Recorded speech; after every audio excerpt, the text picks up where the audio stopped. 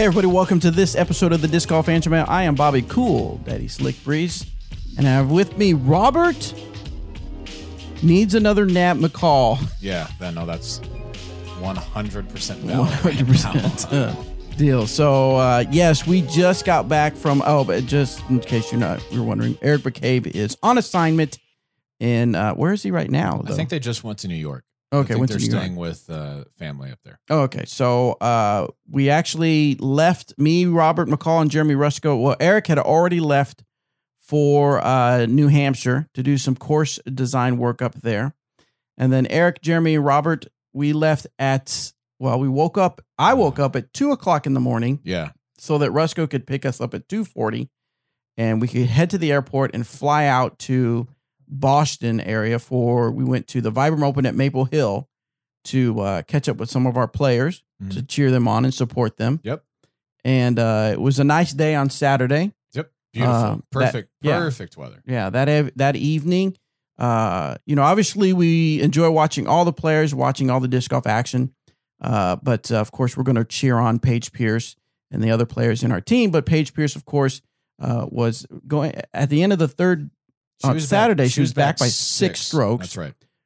And then Ricky Wysocki was tied with Greg Barsby for the lead, yeah. I want to say Nate Sexton was 2 back of them, and Conrad was either 3 or 4 back of the leaders. Yes. And so, of course, that evening we were, we're not, I don't want to say we're worried, but when you're typically, your players are typically at the top. Yeah. You get kind of like, okay, are they able to pull it off? Yeah, it was, that was going to be interesting because the thing about Valerie, who was in the lead at that point, is she doesn't make a lot of big mistakes most of the time. Yeah. She drives down the middle, keeps it in the fairway, makes, her 25, 30 footers. She's a good putter.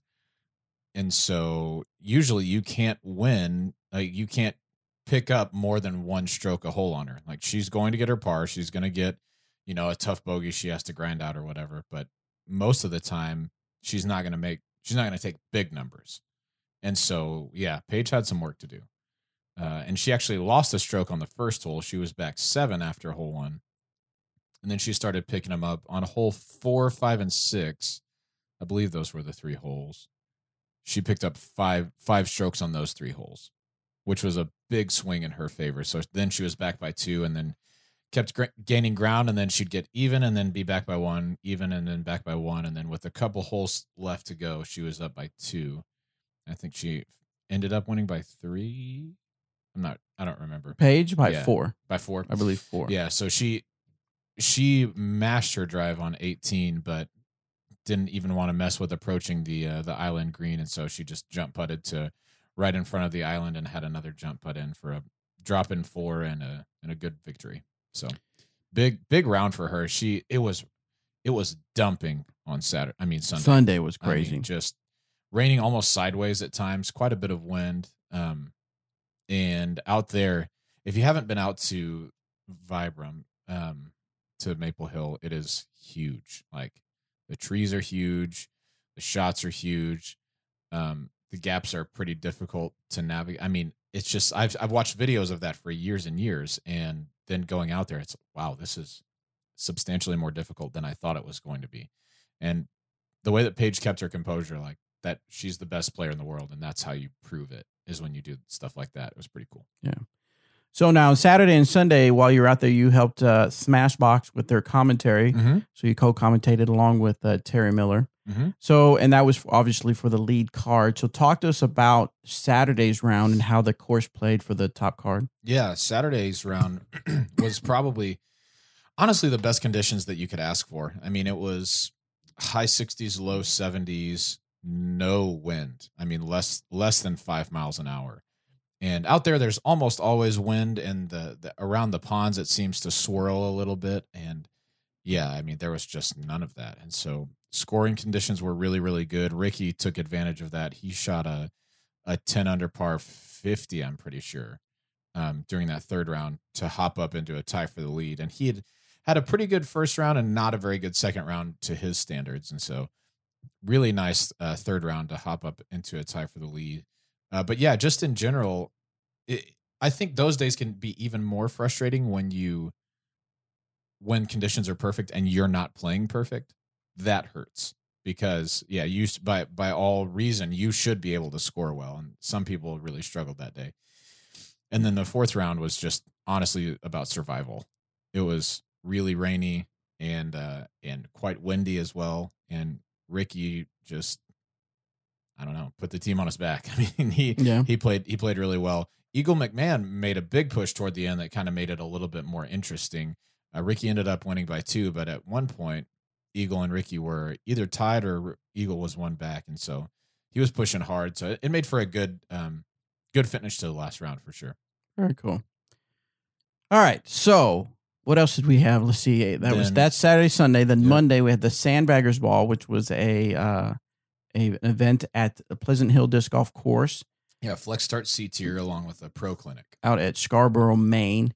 And then so we had 146 players, I believe, which I believe someone would tell me was the biggest PDGA event ran in that area in Maine, which was pretty cool. And then, like you said, after the event, we had a clinic with Ricky Wysocki, Zach Melton, Paige Pierce, Tina Snenitis, Eric Oakley, and yourself, Robert McCall.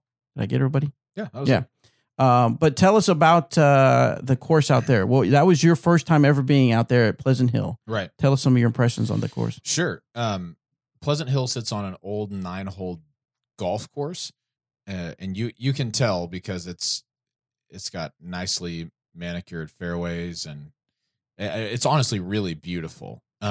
The course itself isn't the most difficult. It's I'd say it's more of a beginner friendly course. It was one of those courses that there are a few holes in a row that are around 200 feet, 210, few trees in the way. Maybe one of the baskets sat up in a tree that had just kind of offshoots all around the basket. And that was you had to land in the right spot to get your birdie there. But those are the kind of holes where if you're an open player, basically of any level, if you get a 3 there, it kind of feels like a bogey. And so a little bit of deuce or die in there, but then there are some also more difficult holes that if you don't get your 2, you're like, oh, okay, that was kind of a tough one. Couple of par 4s out there. It's just honestly a really beautiful course. We saw a lot of disc golfers who are early on in their disc golf career out there. So really cool to get to see some more beginners. And it's according to the people there, the most open course in the area. So most of them are all in the trees, all tight shots, and this was quite a bit more open. And so it was fun to just air out some shots. The hole 1 is 501 feet. And yeah, I mean, it's just let loose. See if you can get close to the basket. And it was really, really fun. We enjoyed that. And then the pro clinic afterwards was really cool as well. We split people into groups and then had each of our pros talk about different areas of their expertise. So Paige Pierce talked about backhand driving, Eric Oakley forehand driving.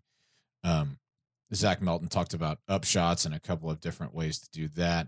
Ricky Wysocki talked about putting, because he's like good. He's pretty good at putting. And Tina Stenitis and I talked about the mental side of the game. And our quick tip for this week is about the mental side of the game too. So nice. We can get to that in a minute. But yeah, I think we just broke people up into groups and rotated them in stations, and I think it was a really good value for the money that they paid, and really cool to see all those pros travel so far north to that part of the country. It was fun. Yeah, it was very cool. Then, of course, Chrissy Stanley, Logan, Mike, the family, treated us to some lobster rolls. Mm-hmm. Now, in that part of the country, I'm not talking like went to the grocery store and got some lobsters. I'm talking they were caught, I believe, the previous day. Yeah. And Christy, I'm sure, spent all day cooking them, peeling them, getting the meat out, and then, of course, preparing the kind of like a lobster salad almost. Because I'm sure it had some kind of mayonnaise base. Yeah. I don't know specific recipes, obviously, and some spices and stuff like that. And then toasted some bread, and not just regular bread. It was kind of like I don't know if I want to say like a French bread, but that's probably the closest thing. Okay, and they were delicious. Yeah, incredible. How many did you have?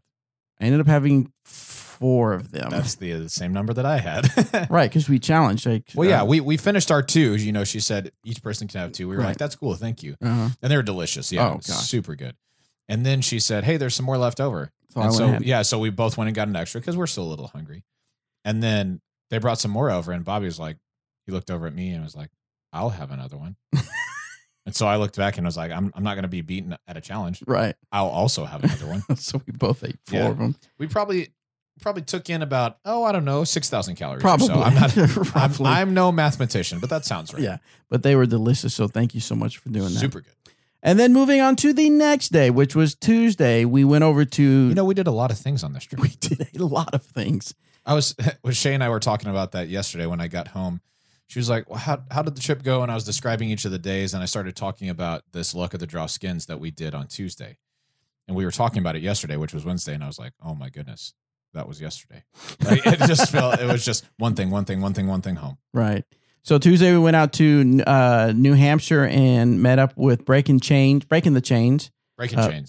Is it Breaking Chains? Breaking Chains. I can never get anybody's name right. Anyway, okay. Bill and Norman Bruce run Breaking Chains out there. They helped us put together the third luck of the draw doubles skins match, whatever we're calling it now.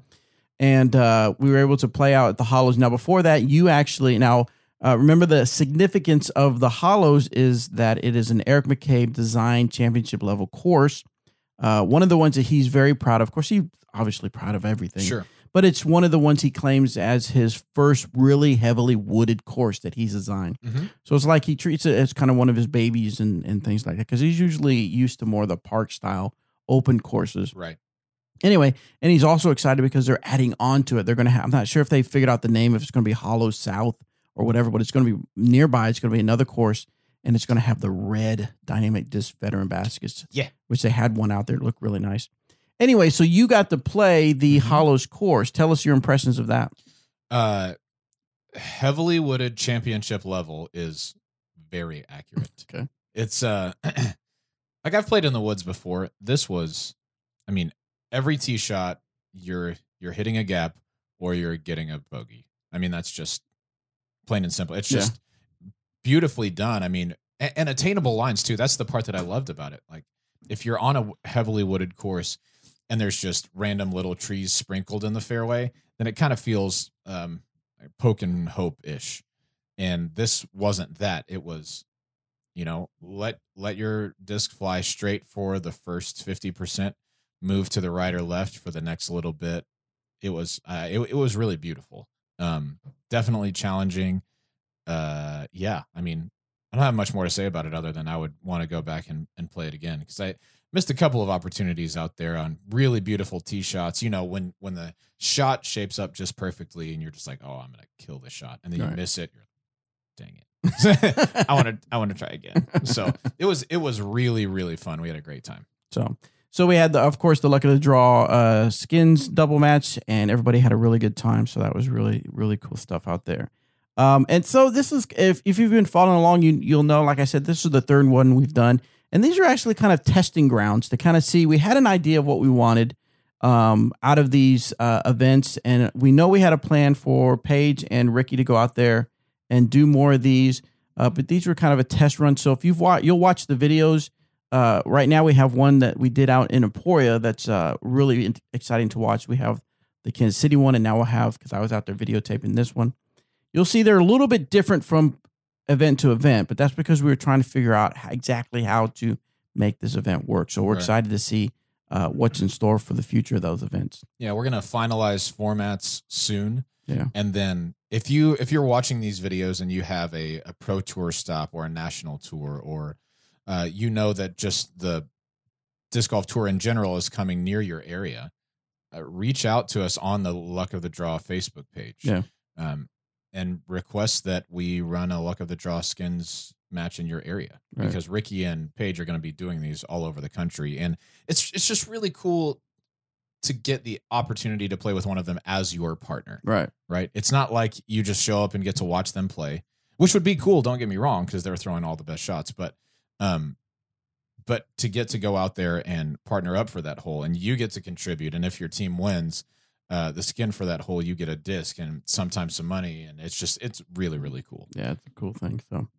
So that was our weekend, 4-day Labor Day weekend. There it is. Stretch it out. Stretch it out, because it was a huge weekend. Yeah. Oh, and then we got up for our time, Central Time, 2:40 again to catch a plane to fly back yesterday. Yes. Who selected those flights, by the way? Oh, Resco. Oh yeah, Jeremy Resco. Yeah, that's strange. That's right. How strange. How strange. So anyway, I hope you guys were able to play some disc golf over the Labor Day weekend. We obviously were. I got to play the Flex Start C tier. I wasn't really planning on it at Sandbaggers. Oh, okay. Which was fun. I got to play 0 disc golf. Sorry, man. That's okay. Yeah. But the round was rated 1004, so that's not bad. That's right. So that'll help your rating a little bit. No, it'll help a little bit. I mean, yeah. It's not going to be a big shaker and mover. Nah, but I mean, it's better than being a few points below. True. So anyway, yeah, it was fun. So what was your score? I shot a 46. Okay. One was a 44. By I think it was more of a local guy. Okay. Eric Oakley beat me by a stick. He shot a 45. In way easier to score in conditions. I'm just kidding. They're the same. Yeah. Like the wind was blowing tailwind for way the entire different. time. Oh, substantially different. Yeah. No, it was basically the same. But Ricky also played. They decided not to count his score, because it'd be like LeBron James showing up to an AAU tournament and being like, all right, my team's going to run this thing. Right. So Ricky was just going to play and kind of do exhibition type stuff and not really count his score, but they kept his score anyway. But he came in with a 47. Which would mean that would be one more than me. So I beat him. So you beat Rick Weiss. Yeah, that's right. And when he was trying his absolute hardest, right. Obviously. So I, so you've got that. I proceeded to not let him forget that the rest of the time that we were together. Right. Just a concept, just a little reminder. Right. Hey, remember when you were trying your best and I beat you? It's not a big deal, but just think about it in the future. Just don't forget it. Yeah, that's right. And he was on Smashbox on Tuesday. I made sure that they knew about that. How did that go over? Oh, it was awesome. And they started talking about it, and then he was like, "Well, but wait, is the win was different?" And it was just really funny.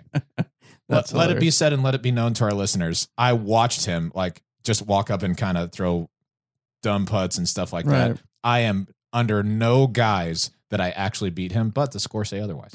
So the scores will forever say that's right. Otherwise, right. Numbers never lie. You know what I mean? Unless they're on a disc. That's true. And then they are very very deceitful. Right. No, I'm just teasing. All right, so let's head on to the questions, guys. We spent enough time talking about what we did over the weekend.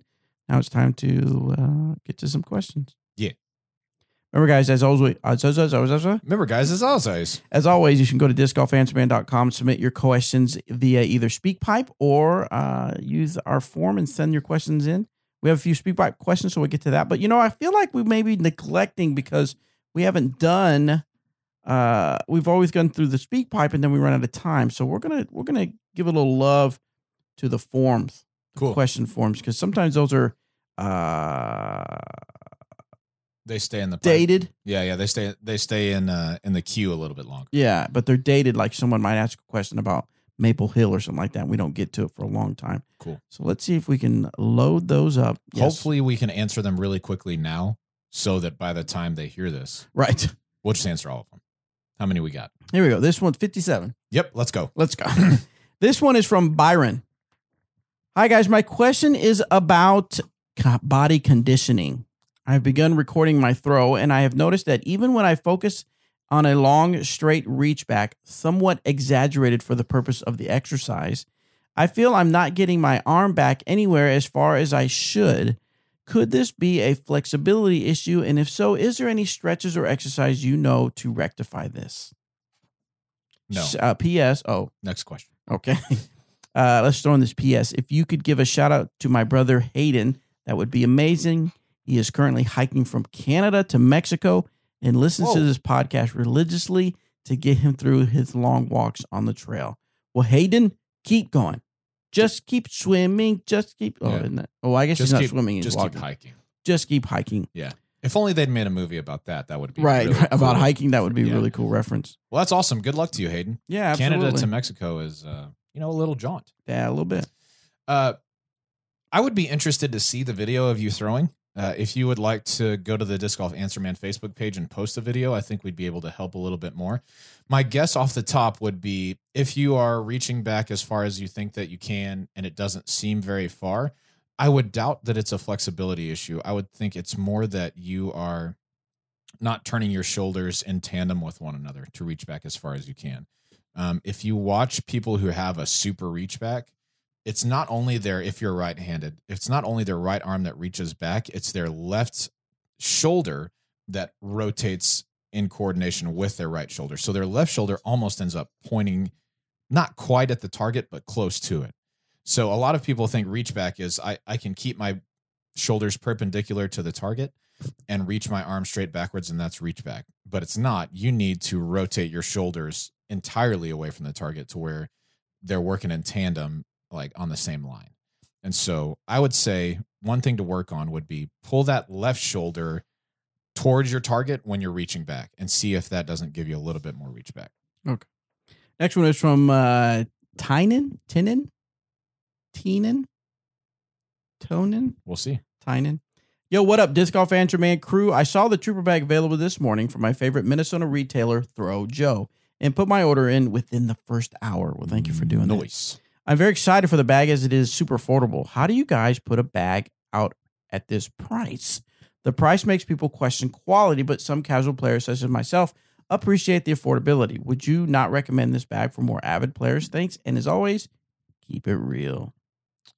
I think the short answer is magic. Yeah. That's how we...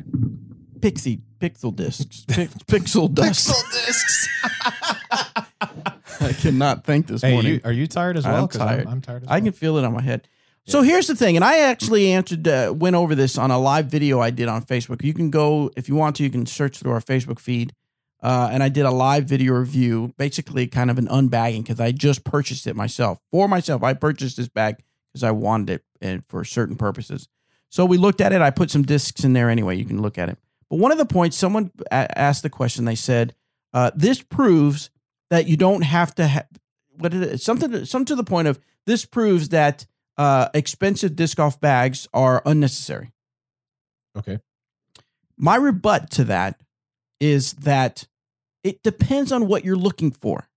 It doesn't mean that a $175 Ranger bag is unnecessary or overpriced. Maybe that's what he said. Some bags are overpriced. It doesn't mean that it's overpriced. It just means that's what you want out of a bag. So you're going to have much more storage space in a Ranger bag. You're going to have a little bit more build quality, not in the sense that the Trooper bag is low quality, but there's going to be a little bit more as far as stuff on the side to make sure that the bag stays upright. The padding in the shoulder straps is going to be a little bit more. Right. The base is more sturdy. The base is more sturdy. It's got feet at the bottom. Although I will say the Trooper, when loaded down, it's not top heavy. Oh, I was like tossing it around and knocking it over and stuff like that, and people could see. So it's just about with anything in that you get what you pay for. In other words, $39.99 is an excellent price, but you're not going to get the same bag that when you pay $200 for a bag. It's just doesn't work that way. Right. So it's not that the Ranger bag is overpriced. It's just it's not in the same category of what maybe you're looking for. Does that make sense? Yeah, I think that's a perfect way to put it. That's the way it works in anything. Yeah, I think the Trooper is going to be great for a huge portion of the market. I mean, myself included, I'll probably get one just to kind of kick around with. Because I used to have one of our little sniper bags, like the original sniper bags, that carries like 8 discs. And yeah, I'll probably get one of the Troopers just to toss in if we're doing, a quick few disc round or something like that. I think it's going to be really, really great. Can't wait to test it out some more. So, Tynan, Pixel discs. Is it?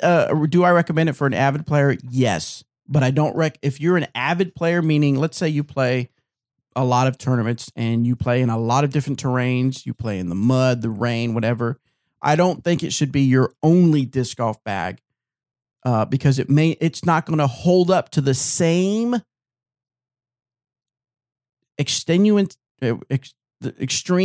conditions that a Ranger bag would. Yep, I agree. I'm just going to keep it real. It's not going to hold up. But if it's something that you just want to be able to grab and throw some discs in and get out there. Or if you only play maybe once a week, maybe 3 or 4 times a month, this is a perfect bag because you're not ready to make that investment into a different level bag. Yeah, for sure. I on a similar note, I've been using a Commander since the Commander bag came out, and then once we came out with our backpack carts, I've been using a Ranger H2O in the backpack cart. But this weekend when we went up to Vibram and to Maine and to New Hampshire, I couldn't really fly with my Zuka cart. I guess I could have, but it would have been extremely rude and not very what's the right word? Not very space conscious. No. Yeah. So I brought a Ranger bag, and I love the Ranger bag. It is like I used to carry it before, and I had forgotten how great it is. So it is constructed differently than trooper bags. But if you're the type of player, like you said, who is going to be out on tour, who is going to be playing every day, playing a lot of tournaments, and you want something that's going to last you a really long time and that has a lifetime warranty if it doesn't last you a long time, the Ranger is a super duper good bag. I carried mine last night at tags just because I enjoyed carrying it so much this weekend, even though I had my cart there as well. Right. All right. Next question comes from Kenny. Hi, Bobby, CDSB, Eric, EMAC, and Robert, 992 rated McCall. Yeah, this is outdated now. Yeah. I think this should be Robert's nickname until he hits the 1,000 rating. Yeah, thanks. No, we're going to nickname him whatever is happening at the moment. Also, just want to say he is a great addition to the show. Thanks. I prefer fewer molds in a simple bag, so I'm removing as many molds as possible.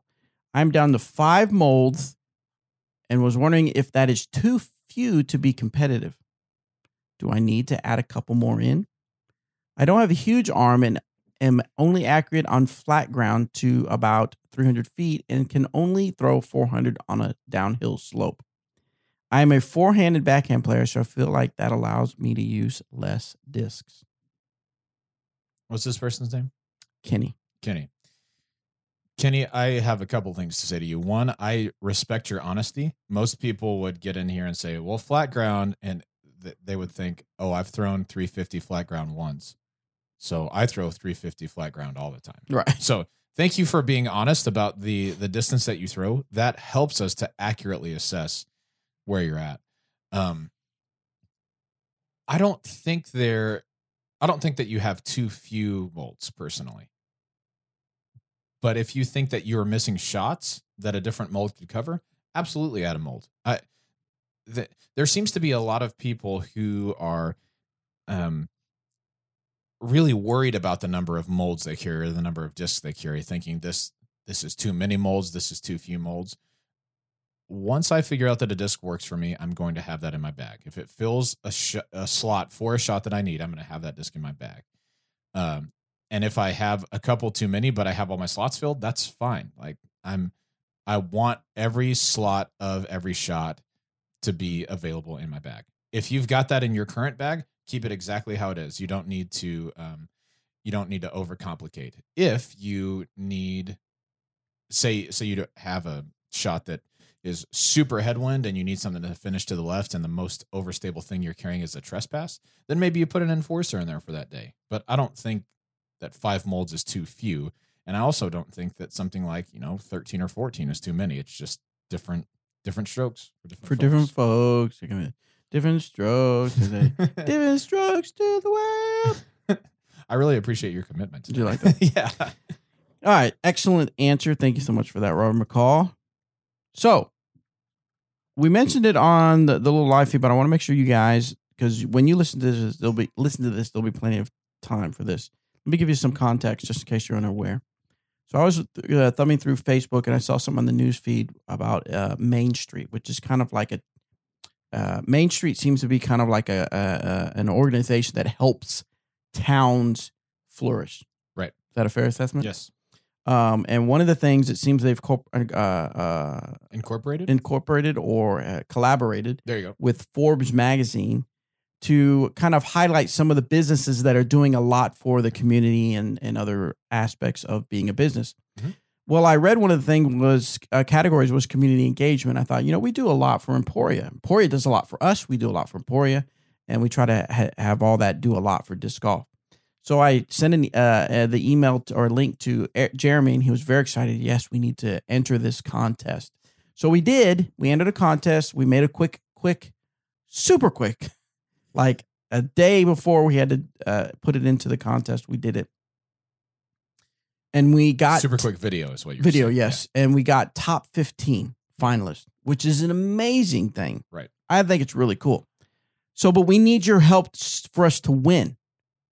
Okay. So you can vote for us to win, and you have until September 22nd. I'm going to put a link in this podcast episode.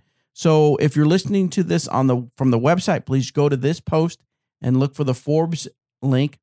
If you listen to it on your favorite podcast player, it should be in the episode's description, the link. Go to it, submit your email address. If you use more than one email address, you can use as many email addresses as you want. As far as like fake email addresses, I would imagine they have some sort of verification that doesn't allow that. But if you've got legit email addresses, please put those email addresses in and vote for us so we can see if we can win. And if we win, we will be highlighted at Forbes.com and in Forbes magazine. Yep. And you can vote, again, once per email address per day. Until September 22nd. Yeah. So if you're like me, I've got from previous jobs and things like that, I've got a few email addresses that I still monitor. So I'll vote 3 to 4 times a day with my actual legitimate email addresses. Yes.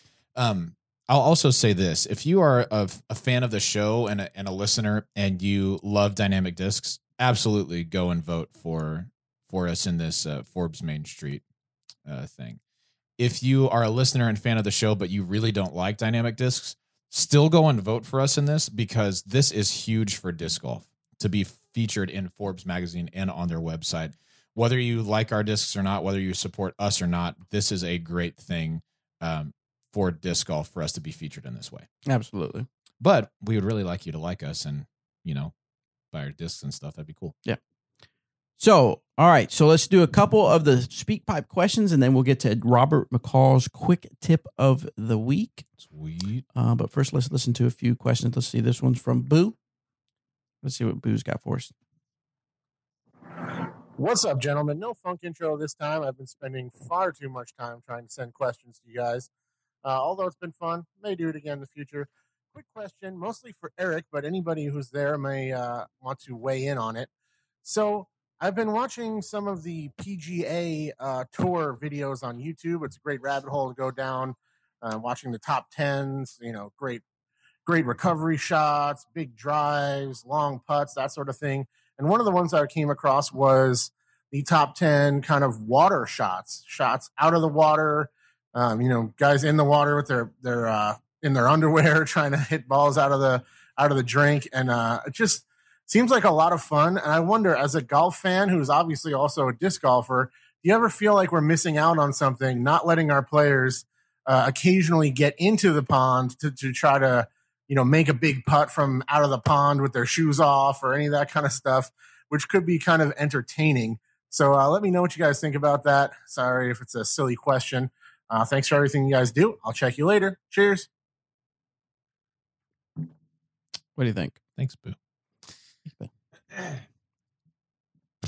This is a tough one. I've watched those videos as well. Those same 10 recovery shots, crazy saves, stuff like that. And I love getting to watch stuff like that. For allowing us to play out of the water, I think there are some probably safety issues involved in that, which is one of the reasons that they wouldn't want us to do that. Also, playing out of the water doesn't change our lie quite like it does in golf.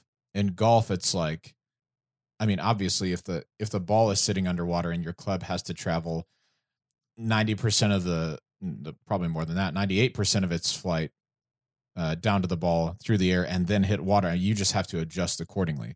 I don't think it would be quite as difficult for us, but I don't know.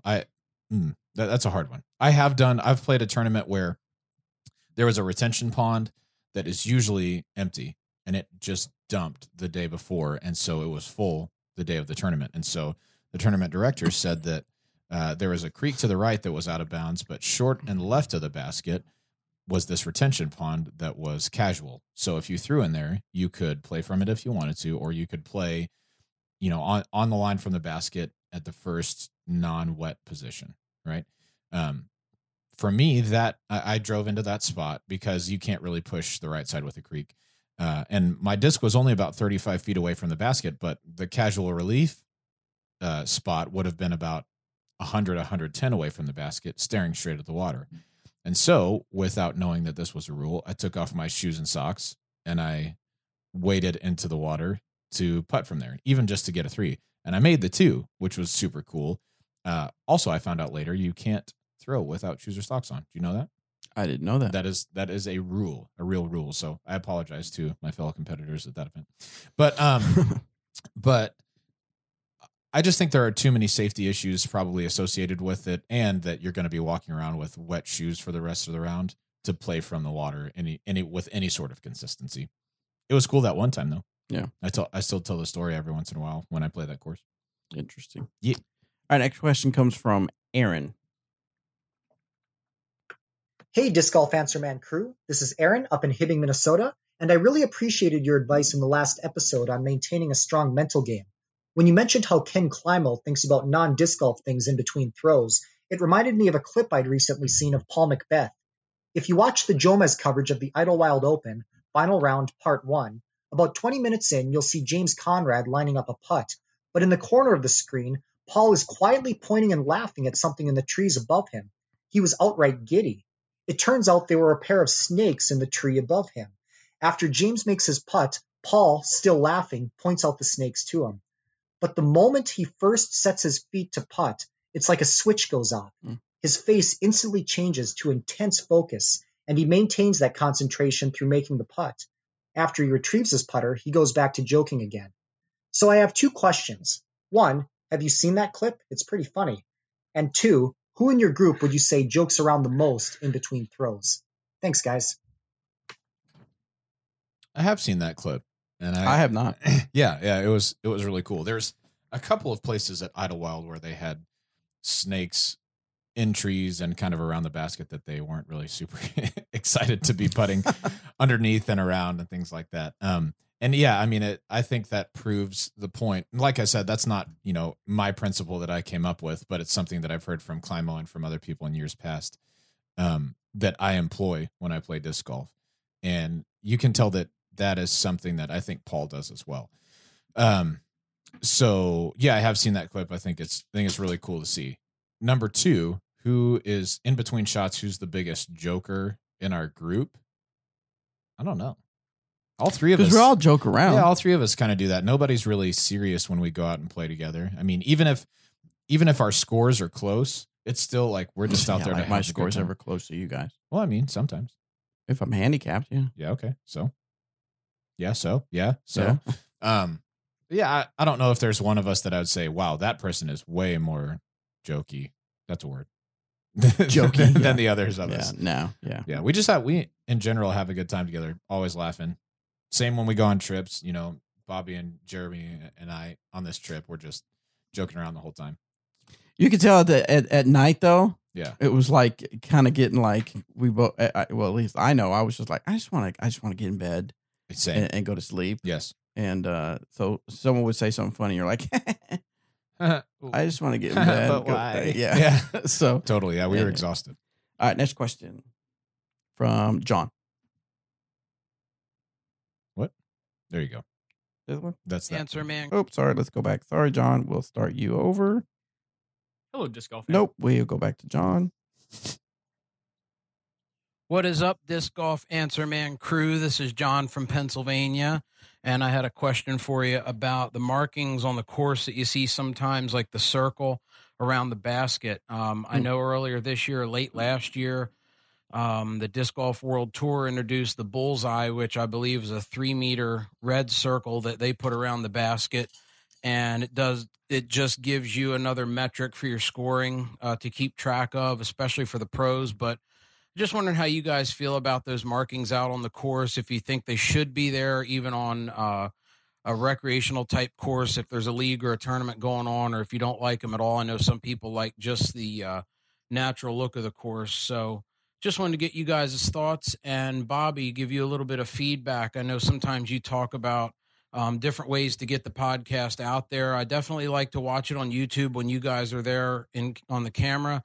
But it's actually easier for me to just listen to the regular podcast, like on my drive home from work, or if I'm mowing the grass, or sometimes if I'm even just out practicing. So that's the way that I enjoy the podcast the most, but just wanted to give you that feedback. Otherwise, you guys do a great job. I really look forward to the podcast every week, and keep it real. I know you will. All right, thanks, Sean. Yes, thank you for the feedback. I appreciate that. So, yeah, I like to experiment with different things because in social media, new things are coming and going. Some things, like one time somebody, or at least there's a sentiment to where like, should I even try Snapchat? Because what if it comes and goes and it's not as big as Facebook? And I try to do different things, just like we were trying to do with Anchor, even though we're not really dedicated a lot to it, and we're way behind on putting things out there.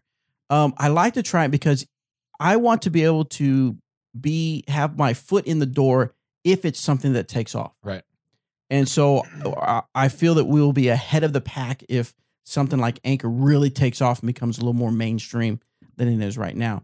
So one of the things we tried to do was, as John mentioned, was we put our YouTube video out of us doing the Disc Golf Answerman show out on YouTube of a video.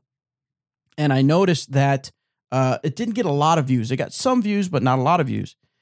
Some people enjoyed seeing us as we were talking in our reactions. But then one of the big reasons I did it is because I knew some people use YouTube as an audio player. I know my youngest daughter, literally that's what she would do. If she wanted to hear a song, she would look for it on YouTube, play it, and then she was able to close close out the app and still listen to the song. If she has YouTube Red. If she has YouTube Red, right.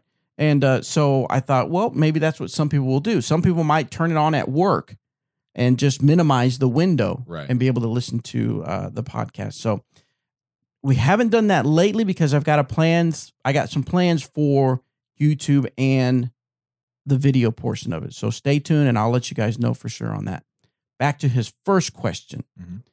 To start out, when you see, now it depends on, I know that the Disc Golf Pro Tour, does the Disc Golf World Tour do? It's the World Tour who does the bullseye circle. Oh, okay. The Pro Tour does circle 1 and circle 2. Right. So yes, those are specific for stats. Mm-hmm. But if you are not at one of those tournaments and you see a white circle around the basket, that is because it allows people to know where the 10-meter circle is. Right. Because the 10-meter kind of signifies whether you are allowed to jump putt or not.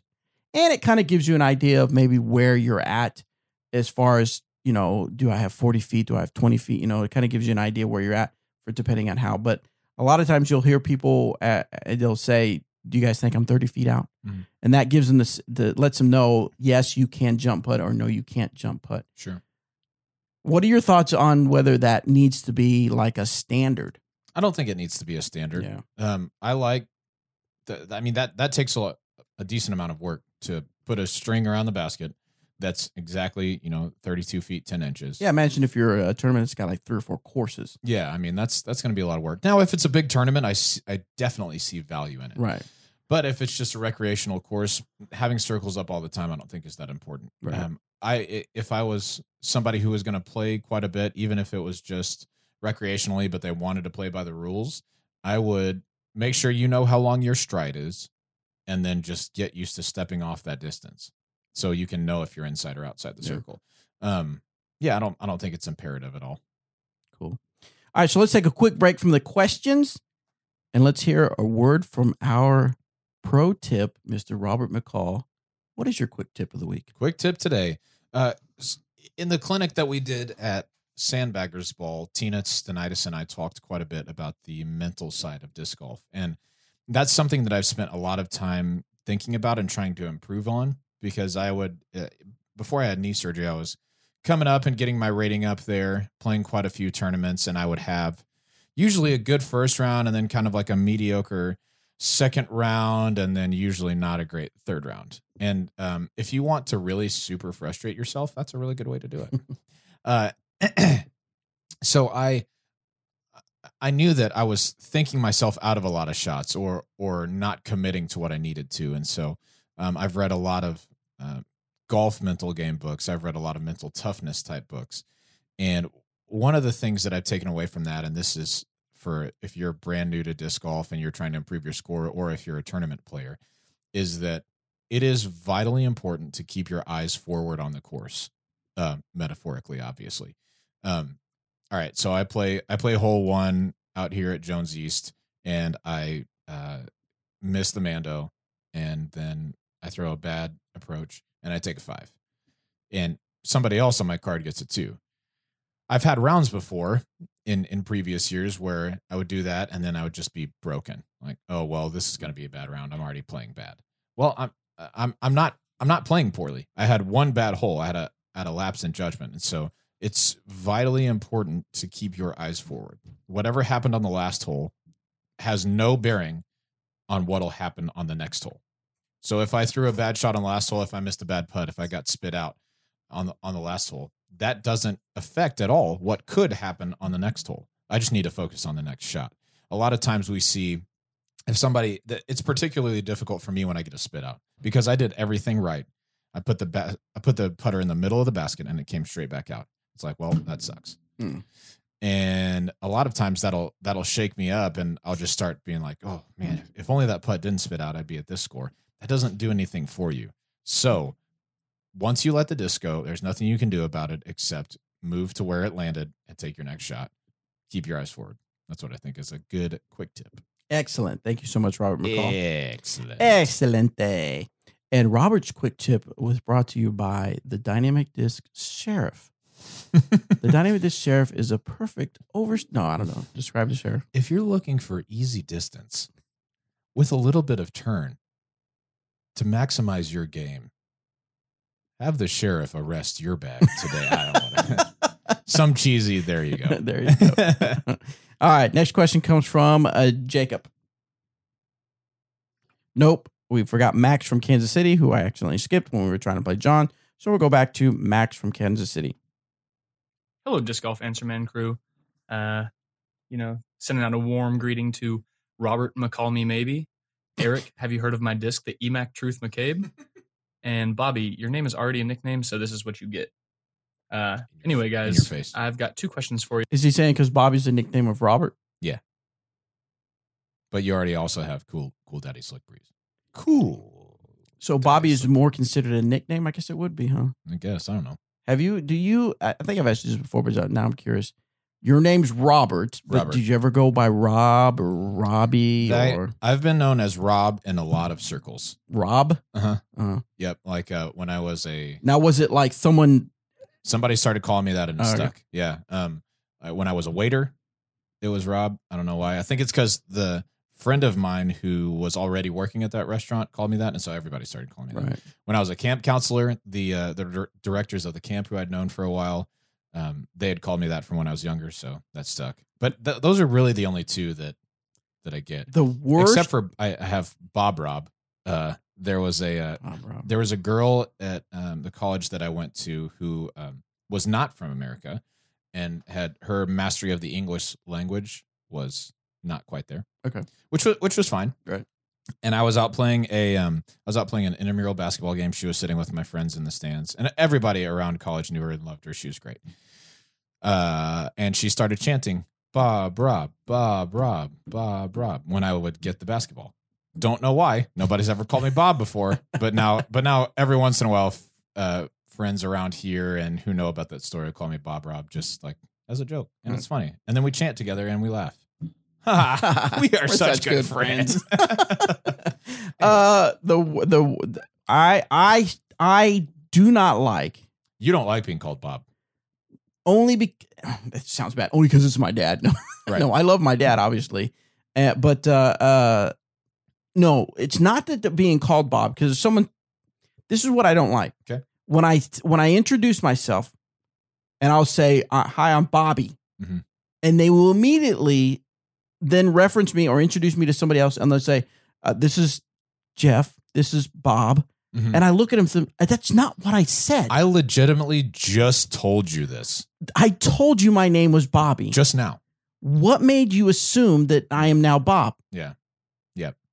I could totally understand that. Especially because from your perspective, like if I say Robert, people are like, okay, Robert. Right. But if they do Rob after that, it's like, I don't know. That's a little bit more of a stretch than it is Bobby to Bob. Right. So I would imagine that happens to you more often than it happens to me, and I could see that being particularly frustrating. I just don't get it. Yeah. And it's the logic of it. Why would you assume that I want to go by Bob when I just told you my name was Bobby? It'd be like if I said my name was Steve or like Jason. If somebody introduces Anthony and then they're like, "Oh, this is Tony." Right. Why would you think that? Why would you think that? But no, let's think of a name that doesn't have a well-known nickname like Jason, Jeremy, or Jeremy. Oh, hey, Jer. Hey, Germ. Oh, yeah. Why would you assume that? That'd be pretty bad. Yeah. I wouldn't like. To me, it's the same thing. Yeah. Or Jason, Jace. Yeah. So I got you. All right, Rob. What's the next question? So don't call him Bob. Please don't call me Bob. And like Rob doesn't bother me at all, but there are some that bother me. We won't get into those. No. I know of these. Yes, that's correct. And I will hold them in the vault until I need them. That's right. That's right. Anyway, go ahead. All right. So, sorry, back to Max. Yeah. The first is not quite disc golf related, but I work at a pizza place and I do nighttime delivery. I pretty much always listen to your guys' podcast when I'm driving around delivering. I actually just started listening to you guys about 2 weeks ago, and I've been like binging all the old episodes. Anyway, what is each of your guys' favorite types of pizza, or at least favorite pizza topping? It's pretty important stuff, and I'd be interested in knowing. And then second is my disc golf question. I don't know how. Well, let's get the pizza out of the way. Yeah, you first. Now I'm hungry for pizza. The same. I legitimately started thinking, I wonder if I order now, would it be ready by the time I go home? Okay, go ahead. So with a favorite pizza, let's go with brand. Okay. Let's go with brand You're delivery. saying like mainstream delivery. Mainstream. Okay. Who's your go-to pizza place? That's really hard. Dang it. Domino's was the closest to us in Austin. And after they revamped their pizza, because a while ago it was like really, really bad. Yeah. And then they redid it and it's more like, I don't know, artisan or whatever. Right. Indie, like hipster. That's what people care about in Austin. So yeah, but around here, if we order pizza, usually it's Domino's. Really? Mm-hmm. Although I will say the best pizza that we have in town, my wife has just started making pizza and it is fantastic. Making the crust and everything herself. Like from a box or like? No, like from scratch. And what brought that on? Just something she saw on? She really likes finding new recipes and trying them out. Sometimes they work not well at all. And she'd be willing to admit that, right. You know? But she loves trying those and getting them right. And so we did pizza the other day. We did more of a thin crust and it was fantastic. Nice. So my go-to, oddly enough, here. Okay, so here's my Gambino's is good here in town, by the way. Right, Gambino's is good. But Domino's is good, and I used to like Domino's. Yeah. But before we didn't have Domino's here in Emporia, and so we got used to Papa John's. But I do not like Papa John's regular sauce. Okay. But one time we tried to order it was a Hawaiian barbecue chicken pizza. Mm-hmm. And it was just basically like a Hawaiian pizza. Right. And I know people are like, pineapple doesn't belong on a pizza. Pineapple's pretty darn good on a pizza if you do it right. See, I'm not a fan, but I'm not one of the purists that's like, no, you can't have that. It's like, you like that, fine, I don't care. So they put chicken, pineapple, and then they have a barbecue sauce, and it is so good. Yeah. And then they have a chicken parmesan where it's just little chicken nuggets, parmesan nuggets. Mm-hmm. And we tell it to put the barbecue sauce in that. Yeah. So good. I could see that Thin being crust. super good. Yeah. Yeah, I'm a bigger fan of the thin crust nowadays. I like a nice thicker crust, not super. I don't really love Chicago style. That's just like piled on top. Right. But yeah, I also really like Neapolitan pizza, the type that is really thin crust. The end of it kind of dips down a little bit. I really like that type of pizza as well. But anyway, toppings for me, this is what I get every time: pepperoni, mushroom, green bell pepper. It's the one. I kind of play it. Sometimes if we're ordering, like if we're like the night at the Maple Hill when we're like, let's order some pizza for the players. I was hoping, because I didn't know what you ordered, I just knew that it was coming. I was hoping that just cheese pizza would be one of the pizzas. Yep. Sometimes it's just nice to have cheese pizza. Sometimes you just need a cheese pizza. And you know what I did? What? I got a cheese pizza just for you, man. You do what? I got a cheese pizza. Just for me, thank you. Just for you. You know what's surprising sometimes when you go to some places and they have those huge thin crust oven baked pizzas that are just like, you get you order one slice and it's like half a medium pizza. Correct. Sometimes those are good. Oh yeah. For sure. Yeah. I'm by no means above those. All right. So there's the pizza answer man for you. There you go. All right. Now let's hear the actual disc golf question. Familiar you all are with the Heritage Park course in Olathe. Hole 17 is a somewhat tricky shot. You've got like, I don't know, 50 to 100 feet off the tee pad of open space, and then there's like a fairly tight tree corridor there, I suppose. Instead of trying to throw it through the corridor, I've been taking the Simon Lizotte route, going, up and over the trees. I just wonder what you thought about taking alternate routes rather than working on getting down a more accurate shot. Thanks, guys. What do you think, Robert? I haven't been to that course yet. I have played obviously all of our courses in Emporia. The only one I've played in Kansas City so far is Waterworks. And then just like a couple places in Wichita. So I still have a lot of courses to check out in Kansas for sure. I don't think it's necessarily bad to explore alternate routes on a hole, especially if you've got the power and that takes more of the variables out of play, right? Because if it's a really tightly wooded hole and there's a gap that you could throw over everything and get to the basket, yeah, I'm gonna take that gap. I mean, it's simplifying the game. However, if it's a hit or miss kind of shot, or maybe you have to hit a really, really small gap to get to the basket, and if you miss that gap, you're taking a 4, then I would just play down the fairway. It just depends on the risk reward aspect of the hole. If it's worth the risk to go over the top. There are a couple of holes here in Emporia that if I'm playing for score for real, I'll just play a hyzer over everything because I know I'm going to put it relatively close. If I'm not playing for score and I'm just messing around, I'll try to go right down the middle or a little skinny gap just because it's a fun shot to throw. I think it's worth it to practice both, but if you're really playing for score, you need to take the most consistent shot available to you. Very good.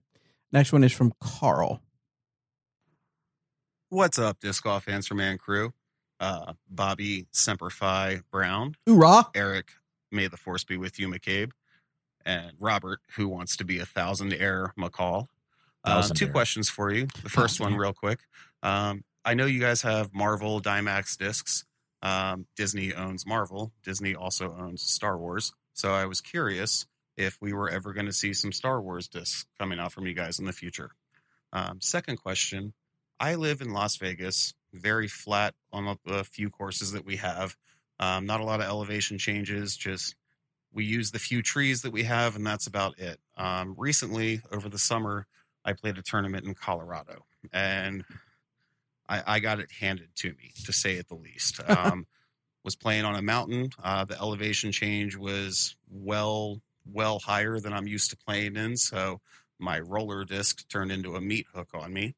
I'm just curious if you guys have any recommendations on how to possibly practice in low elevation flatland areas to prepare for playing in a tournament in these elevation changes, high up in the mountains, all that. If there's anything that you could tell me to kind of help prepare for tournaments in high elevation areas. I really appreciate it, and you guys keep it real. Thanks. I'll take the first part and you can take the second. Great. So the whole Marvel, Star Wars, Disney thing is that, okay, so yes, we are the only officially licensed disc golf company that can put Marvel images on a disc. And even then, they have to be approved images. We can't just put anybody from the Marvel universe on a disc because it costs money. You have to pay the licensing fee. So if you see somebody putting something on a disc that they're not supposed to, then that's not official and they're not legally supposed to do that. Now, I would love to be able to, in fact, I remember at the beginning, we weren't sure we were going to be able to put Spider-Man on a disc because they were going to come at us with a separate licensing. And that's kind of the punchline here is that when a character is like the Punisher or Deadpool, because that's like kind of a stand on its own character, that it costs extra money for that license. And obviously we want to be smart with how we spend our money because it's not cheap. It is not cheap. So we want to make sure we are smart with how we spend our money and who we license. That is the same with Disney characters and Star Wars characters. It's also owned by the same company, but the licensing fee is different. So I would, just like you can imagine, it's probably ran by a whole nother person and stuff. It's just a different division. I don't know if subsidiary is the right term to use on that, but it's the same, but it's different. So that's why. Will we ever do Star Wars in the future? I don't know. That's yet to be debated and yet to be seen. So, but as of now, that's why you don't see us using everything within the Disney umbrella. Because it costs money. Because it costs a lot of money. Yeah, for sure. If you're preparing to go to a tournament at a higher elevation, I would say there's not a great way to practice without just being at a higher elevation.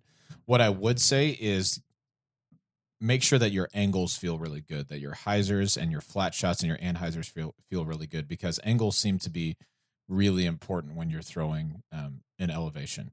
Then to prepare your bag, I would take one step down in stability from each of the discs that you currently carry with you, just to be ready. So for me, if I usually bag, 3 enforcers and 2 trespasses, then I probably take 3 trespasses and 2 renegades and like an escape or something like that, just so that I have some options when I get up there. One of the things that you can do is, if it's at all possible, get there a day early and just go throw in a field and see what your discs that you're used to act like. And then if you need to adjust, you can adjust accordingly, and then you can trust that that flight is different than what you're used to from that disc. So it's honestly really difficult to practice unless you are actually in elevation for it. Excellent. All right, one last question. This one's from Mikey. Let's see what Mikey has to say. What is up, Disc Golf Answer Man crew? Bobby Cool Daddy Slick Breeze, Eric Red Veteran McCabe, and Robert, still not the intern McCall. Hope you guys are doing well. I have 2 quick questions for you. My first question is, I love throwing the Warden, but I would really love to try it in different plastics. I can't find it in the Lucid, and I can't find it in Fusion. I don't even know if you make it in those plastics. If you do, how can I find them and where? That'd be awesome. Also, my second question is, what is the benefit to throwing a really soft disc? I know I've seen a lot of people in their in the bag videos, they have at least one extremely soft disc as like a utility disc, but I still don't really understand why that is and what it's for. I'd love to know. Maybe I need one in my bag. I'm not really sure. You guys are awesome. Hope you're doing well. Thanks for answering our questions. And as always, keep it real. So right now I'm looking at the website, and it looks like if you want right now, as limited, I'm sure it's going to be a limited run. But if you're not sure, if you're unaware, we are actually hosting Junior Worlds, PDGA Junior Worlds, the first of its kind event here in Emporia, Kansas for 2018, 2019, 2020, and then we'll see what happens after that. But right now we have the stamp for the event, and you can actually get it on a Moonshine Lucid Warden. I like that. That's good stuff. So if you're looking for that now, of course, you'll get a nice disc in the Moonshine Lucid, in the Warden that you're asking about, and you'll also be able to support a little bit of fundraising for PDJ Junior Worlds. As far as the other plastics, what do you say, Robert? What's usually a place to get that? Yeah. So the reason that people keep a really soft disc in their bag is generally for approach shots that they want to sit close to the basket when they hit. Soft plastic absorbs hits a lot better than harder plastic, and when it hits the ground, in general, it's not as prone to skip because it kind of tacos and sits. So I used to carry a soft suspect for shots like that, and since we've come out with a slammer, I've liked that a little bit better, and so I carry a blend slammer right now. Still very overstable, trustworthy in the wind, and it's just less prone to have ground action when it gets to the basket. And so that's why I think a lot of players carry that soft disc, just so it sits down pretty quickly. Another route to take Mhm. for a different plastic of Warden is if you want to get a Dynamic Discs custom Dymax disc. Mm. And right now, one of the molds that you can get is a Fusion Warden. Yep. So you can either some of the dies that we have are pre-made dies so you can go just search for Dymax under our website, and you can kind of see, like right now I see Space Kitty Rainbow Barf. You can get that in a Fusion Warden. Or if you want to send in your own image, you can have an image put on just about any image you have, a picture of your pet. I've seen engagement pictures. I've seen people of just pictures of themselves. Any picture that you have, we can put on there, and you can put on a Fusion Warden. You can get a Keep It Real, Bobby Keep It Real Dymax disc, and that is also available in a Fusion Warden. Yep. I don't have any pictures on there right now, but if you'd like me to frown on a picture, slump my shoulders, I'd be happy to do that for you. All right. I actually really like the white Fusion Wardens that we use for that. That's one of the discs that I have in my bag right now. They are just a really, really good stability right out of the box. Slightly overstable, but not much at all. Resistant to high-speed turn, and then they don't finish really hard to the left. They just kind of fall. So if you are looking for that premium plastic, I like that. I like those Wardens a lot. The Moonshine ones I haven't thrown just yet, but they tend to have a little bit more dome, and so I would assume they'd be slightly more overstable. Probably a little bit better wind fighter than the Fusion ones, but not such a difference that you'd be like, oh, I have to have one or the other of these. I think they're both really good. Excellent. All right, guys. Well, that's all we have for the questions. What you got going on this weekend? We'll check in real quick for the weekend plans. This weekend, there's the thing that different counties in Kansas put on for kids to experience outdoor activities called OK Kids. And Dynamic Discs is setting up a disc golf station for them. I'm going over to Burlington, Kansas to do that. So me and Justin Ray, our course sales guy, will be heading over there from right around 11 to 3:30 or 4 or something like that, and just teaching kids about disc golf, letting them throw discs at the baskets we'll have out there, and just having a good old time. What about yourself, Bobby? This weekend I have a few. Let's see, my wife. We just had a Hobby Lobby put here in Emporia, and she finally went shopping. And boy, did she go shopping! So I bet she did. I have a few things that she already hung a mirror in the living room, and so now I've got to find something where to hang the I don't even what do you call it? Just wall art that was there already. We've got to find decor. Gonna find where to hang that, and a few other things that she bought that I have to hang those. Really would like to play some disc golf. Yeah. Because the weather looks like to be nice. I believe is the weather going to be pretty nice? I think so. Yeah. So I haven't really looked at the weekend yet. Now tomorrow we're going to be doing a disc golf day at Timmerman Schools, so that'll be fun. Yes, we are. Where Timmerman is running a fundraiser event for charity, and that's one of the local elementary schools here in town.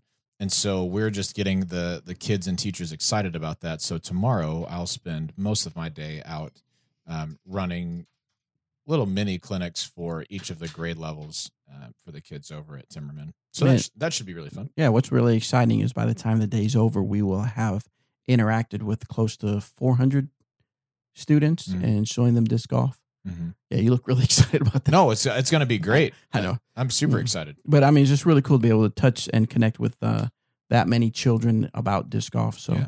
And we've said this quite a bit, but when we went to M Worlds, I think my favorite part, and this is not intended as a slight to the 18 and under juniors or the advanced men's division out there or whatever.